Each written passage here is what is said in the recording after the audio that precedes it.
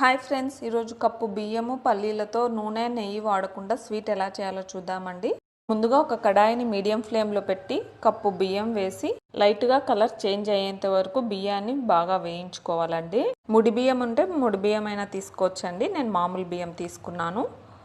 Colour change అవుతున్నాయి. ఇంకా flame of చేసి పక్కకు తీసుకొని పెట్టుకోవాలండి.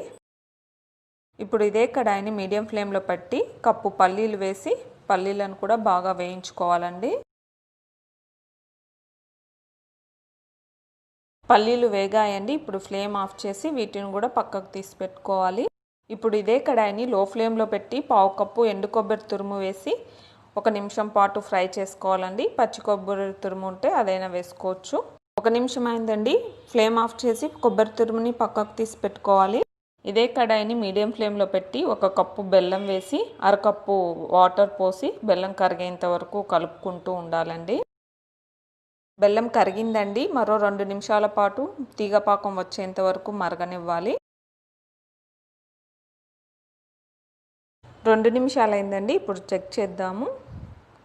పాకాన్ని ఇలా వేల మధ్యలో పట్టుకొని చూస్తే ఇలా తీగ ఫామ్ కావాలండి. తీగ ఫామ్ అవుతుంది. ఇప్పుడు ఫ్లేమ్ ఆఫ్ చేసి పక్కన పెట్టుకోవాలి. బియ్యం చల్లారాయండి. ఇప్పుడు మిక్సీ జార్లో వేసుకొని మెత్తగా గ్రైండ్ చేసుకోవాలి. ఇలా మెత్తగా గ్రైండ్ చేసుకున్న బియ్యం పిండిని ఒక మిక్సింగ్ బౌల్లోకి తీసుకుందాము. వేయించి పెట్టుకున్న పల్లీల పొట్టును తీసేసి ఇదే మిక్సీ జార్లో వేసుకొని మెత్తగా గ్రైండ్ చేసుకోవాలండి. గ్రైండ్ చేశానండి. పల్లీల పొడిని బియ్యం పిండిలో వేయాలి. ఇప్పుడు వేయించి పెట్టుకున్న కొబ్బరి తురుమును కూడా వేసుకోవాలి. 1/4 టీ స్పూన్ యాలకుల పొడి వేసి బాగా కలపాలి అన్నీ కలిసేటట్లు.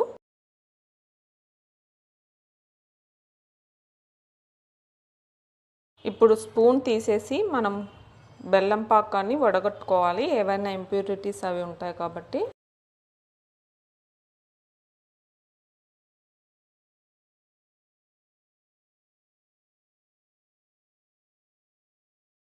ఇప్పుడు గరిటెతో బాగా కలుపుకోవాలి అంతా కలిసేటట్లు.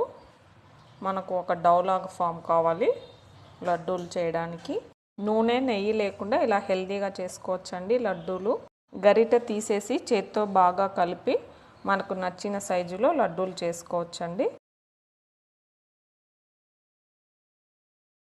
ఇలా కొంచెం పిండిని తీసుకొని చేత్తో రౌండ్గా ప్రెస్ చేసుకోవాలి. ఇలా అన్ని లడ్డూలు చేసుకోవాలండి. వారం రోజుల పాటు నిల్వ కూడా ఉంటాయి ఇవి. మీరు కూడా ట్రై చేయండి. ఈ బియ్యం పల్లీల లడ్డు ఎలా వచ్చిందో కామెంట్ సెక్షన్లో తెలియజేయండి. Thanks for watching.